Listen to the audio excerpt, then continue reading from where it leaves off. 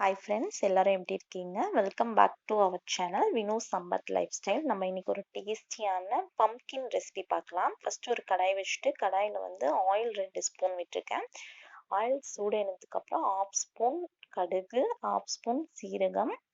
கடுகு சீரகம் நல்லா பொரிஞ்ச வாட்டி சின்ன வெங்காயம், இந்த டிஷ்க்கு வந்து சின்ன வெங்காயம் தான் நல்ல டேஸ்ட் கொடுக்கும்.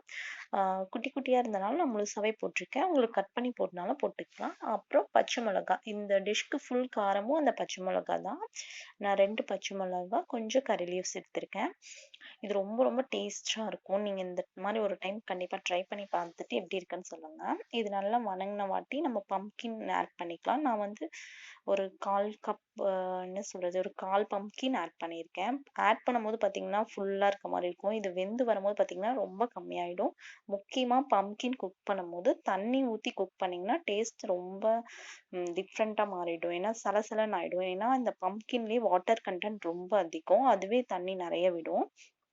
நல்லா பம்கின் போட்டுட்டு கொஞ்சம் மிக்சிங் கொடுத்துட்டு சால்ட் வந்து கம்மியாக ஆட் பண்ணுங்கள். இது வந்து பம்கின் நீங்கள் கொஞ்சமாக ஆட் பண்ணிங்கனாலும் சால்ட் வந்து நிறைய இருக்க மாதிரி தெரியும். கொஞ்சமாக ஒரு 1/2 ஸ்பூன் சால்ட் ஆட் பண்ணியிருக்கேன். சால்ட் ஆட் பண்ணிவிட்டு மிக்சிங் கொடுத்துக்கிறேன். மேக்ஸிமம் இந்த பம்கின் கொஞ்சம் குக் ஆகிற வரைக்கும் நீங்கள் கரண்டி யூஸ் பண்ணாமல் துணி பிடிச்சிட்டு இல்லைன்னா இடுக்கி வச்சுட்டு நீங்கள் அப்படியே பரட்டி விட்டிங்கன்னா தான் அது உடையாமல் இருக்கும். இல்லைன்னா ஃபுல்லாக எல்லாமே மேஷியாக ஆகிடும். அதனால தான் இப்போ நல்லா மேஷ் பண்ணிங்க. இது மிக்சிங் கொடுத்துக்கிறேன். ரொம்ப டேஸ்ட்டாக இருக்கும் இந்த பம்கின். கண்டிப்பாக ட்ரை பண்ணி பாருங்கள் ஒரு டைம். இந்த மாதிரி ரொம்ப டேஸ்ட்டாக இருக்கும்.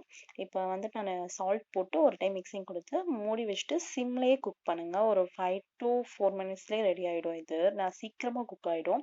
நம்ம அப்பப்போ ஓப்பன் பண்ணிவிட்டு கொஞ்சம் பரட்டி விடுங்க. அப்போ தான் அடி பிடிக்காமல் இருக்கும். ஏன்னா நம்ம தண்ணி எதுவும் ஊற்றல, அதுலேருந்து வர தண்ணியிலே தான் அது குக் ஆக போகுதுங்கிறப்ப நான் ஒரு 2 to 3 டைம்ஸ் வந்து இந்த மாதிரி ஓப்பன் பண்ணிட்டு மிக்சிங் கொடுத்தேன். ரொம்ப சூப்பராக குக் ஆயிருந்தது.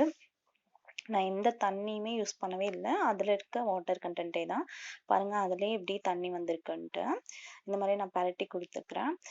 பூசணிக்காய் வந்து நல்லா சாஃப்டாக குக் ஆகிடும். அந்தளவுக்கு குக் ஆகிற அளவுக்கு வைங்க. பாருங்கள் நான் வந்து கரண்டி யூஸ் பண்ணாமல் இந்த மாதிரி தான் குலுக்கி விடுறேன். அப்போ தான் வந்துட்டு அது உடையாமல் இருக்கும். இல்லை நம்ம போட்டு பரட்டும் போது நல்லா மேஷியாக ஆகிடும். பாருங்கள் நான் பூசணிக்காய் எந்த அளவுக்கு குக் ஆகிருக்குன்னு காட்டுறேன். ரொம்ப சாஃப்டாக குக் ஆயிருந்தது, ரொம்ப டேஸ்ட்டாக இருந்தது. இந்த பம்கின் கண்டிப்பாக பிடிக்காதவங்களே இருக்கவே முடியாது, அவ்வளோ டேஸ்ட்டாக இருக்கும். ட்ரை பண்ணி பாருங்கள். குட்டீஸ் கூட விரும்பி சாப்பிடுவாங்க. இப்போ வந்து நல்லா பம்கின் குக் ஆயிடுச்சு. இது ஃபைனலாக வந்து இது ஆப்ஷனல் தான். எங்கள் வீட்டில் எனக்கு ரொம்ப பிடிக்கும். ஃபைனலாக ஒரு 1/2 ஸ்பூன் சுகர் ஆட் பண்ணிக்கிட்டிங்கன்னா அந்த பம்கின்லேயே லைட்டாக சுகர் கண்டென்ட் இருக்கும். இதோடு நீங்கள் இன்னும் கொஞ்சம் சுகர் ஆட் பண்ணும்போது ரொம்ப சூப்பராக இருக்கும்.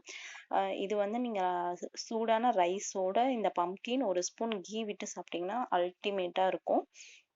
சப்பாத்திக்கும் இது ரொம்ப நல்லாயிருக்கும். நீங்கள் வேணால் டிஃப்ரெண்ட்டாக என்னடா சப்பாத்திக்குன்னு நினைக்காம நீங்கள் சப்பாத்திக்கு ஒரு டைம் சைட் டிஷ்ஷாக இதை செஞ்சு பாருங்கள். ரொம்ப ரொம்ப சூப்பராக இருக்கும். டேஸ்ட்டாக இருக்கும் பம்கின் சப்பாத்தியோடு சாப்பிடும்போது. இப்போ நம்ம பம்கினை எடுத்து சர்வ் பண்ணிடலாம். ரொம்ப ரொம்ப சூப்பரான பம்கின் ரெடி ஆயிடுச்சு. நீங்களும் ட்ரை பண்ணி பார்த்துட்டு எப்படி இருந்தது சொல்லுங்கள்.